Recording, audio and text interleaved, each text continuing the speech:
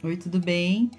A gente está aqui mais uma vez para conversar um pouquinho sobre mais um tema muito importante no contexto da educação musical, que é sobre o roteiro de aula. Muitas vezes esse é um tema que passa batido ou ele é pouco debatido, discutido nos contextos de cursos de formação e tudo mais. Porque subentende-se que as pessoas sabem dar aula, como dar, o começo, meio e fim, como se divide, como se organiza. Para além de uma organização metódica, sistemática e engessada, o roteiro ele é um elemento fundamental da organização da aula, tanto na cabeça do educando, quanto do educador. Por quê?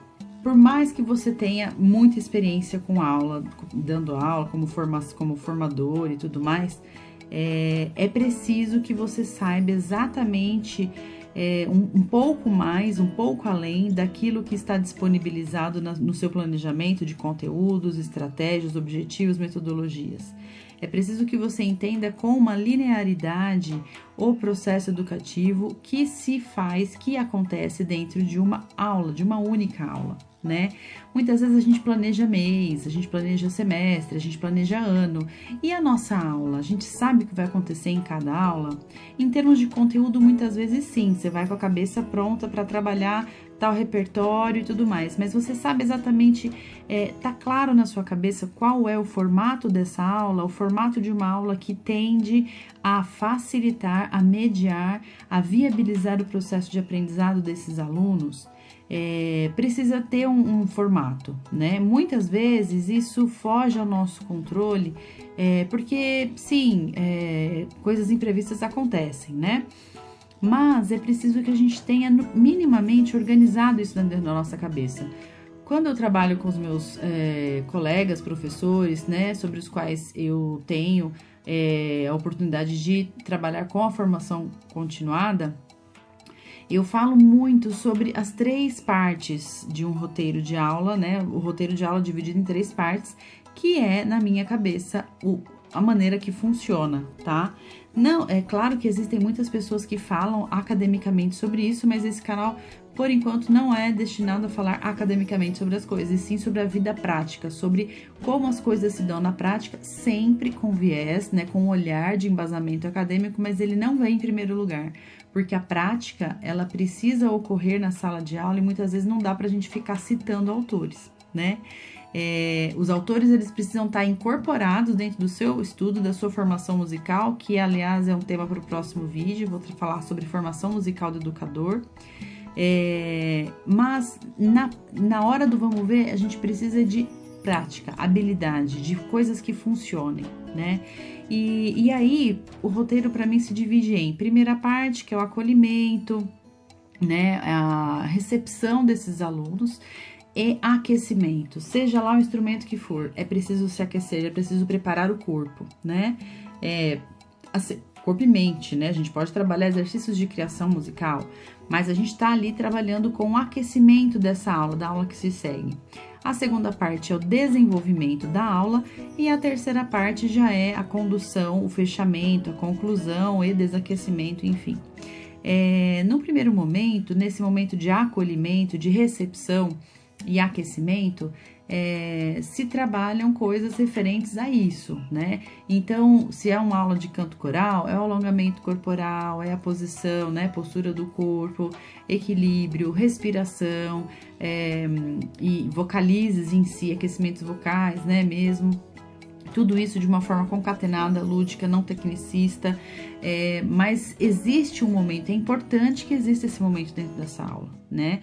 Não dá pra gente chegar e sair cantando sem ter feito o exercício de aquecimento. Pode ser que dentro desse exercício de aquecimento, ou este exercício, seja uma música, seja um cânone, mas que ele tenha o viés da preparação para o canto, né? E não seja apenas uma música para ser cantada. Existem muitos repertórios, né, que tem esse viés de aquecer. Então, que isso seja feito dentro desse momento primeiro da aula de aquecimento, acolhida e recepção. O segundo momento é o desenvolvimento, que eu divido em aquisição de novos repertórios e manutenção de repertórios, né?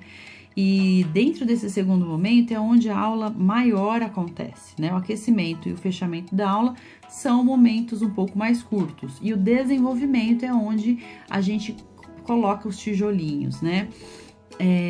Dentro do desenvolvimento, você está estudando um repertório novo com o seu coro. Então, você vai fazer a leitura rítmica, você vai trabalhar com solfejo, você vai trabalhar com interpretação de texto, você vai trabalhar, enfim, você escolhe lá o seu determinado repertório e trabalha as questões para se ler, para se cantar esse repertório. E é importante que dentro desse momento haja, assim, elementos criativos, participação, protagonismo infantil, infanto-juvenil, rodas de conversa. Dentro desse momento, não se perca todas as relações humanas que estão ao redor da construção de repertório, né? Uma coisa não exclui a outra. O que eu estou tentando propor aqui não é algo que engesse, mas é algo que traga uma moldura para essa aula, para ela ter um norte e o aluno sentir-se seguro nessa condução. O aluno, quando ele sabe, mesmo que intuitivamente, o que vai vir depois, não de uma maneira maçante, né, imprevisível e chata e enfadonha, mas ele se sente seguro, ele sabe que a aula está sendo conduzida por alguém que sabe o que está fazendo e sabe onde quer chegar. Isso é muito importante. Em momentos vários, diversos, já aconteceu de aluno meu falar, então agora eu posso recolher as cadeiras? Então agora a gente abre a roda, né? Então, e numa boa, assim, isso não era uma demonstração de, nossa, que chatice, agora eu vou recolher as cadeiras. Não, nossa, agora é hora de fazer aquilo. Então, há uma atitude proativa, porque ele tem segurança, ele sabe o terreno onde ele está pisando. Isso é muito importante. E a manutenção do repertório também. Não se faz repertórios e esquece no fundo da gaveta. A gente precisa cuidar para que esse aluno, para que essa aluna tenha um repertório, um arcabouço de repertórios musicais, ou de repertórios vocais, ou de repertório de frases criativas, ou de brincadeiras cantadas, ou de canções cumulativas, depende do que você está trabalhando como repertório. Mas é importante que isso seja concatenado num processo também de manutenção e não só de aquisição que apresentou lá na apresentação final de semestre e acabou. Não. Revisite os repertórios que foram produtivos, que fizeram sentido na vida dos seus alunos. E a última parte é a conclusão, no sentido de os processos reflexivos, as dificuldades encontradas, enfim, todas essas questões que são necessárias, o arremate, né? Precisa existir, né? Então, uma pergunta, e aí, turma, tudo bem? Como é que foi hoje? Qual música vocês tiveram mais dificuldade? Que frase que foi mais difícil de afinar?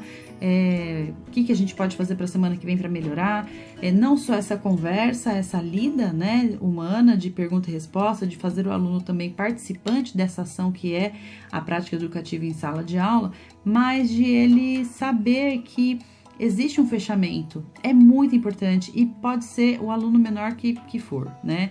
A partir do momento que há a facilidade ou a possibilidade de comunicação, né, expressa através da linguagem, da fala, pergunte para o seu aluno como foi essa aula, se teve dificuldade, o que gostaria de fazer, se tem algum repertório que ele gostaria de conhecer melhor, né? E outros temas não musicais, mas humanos que apareçam dentro desse contexto também. Mais uma vez eu reitero, a proposta de ter-se muito claro um roteiro não é para engessar, endurecer o processo, mas de organizar no bom sentido da palavra da organização, que de repente nesse processo criativo que está dentro de um desses três momentos vire um verdadeiro caos, mas você sabe que esse caos ele tem uma proposta e ele tem um momento para ser diluído. Você vai precisar, mesmo que a conclusão desse caos seja, tá bom, gente, semana que vem a gente continua esse processo criativo. Mas se for isso, esse processo criativo ou essa aparente perda de controle vai ficar completamente coerente dentro do processo da educação, processo educativo no contexto escolar ou enfim, onde você estiver inserido. É importante que tenha esses três momentos e é importante isso para você. Dentro desses três momentos, claro que cabe ao educador saber o que seu grupo precisa, mas pensem nisso quando vocês estiverem planejando as aulas. Isso é um processo que demora tempo, prática e a gente está aqui para discutir sobre isso e para ajudar no que for possível. Espero que vocês tenham gostado desse tema e a gente volta em breve no próximo vídeo. Um beijo!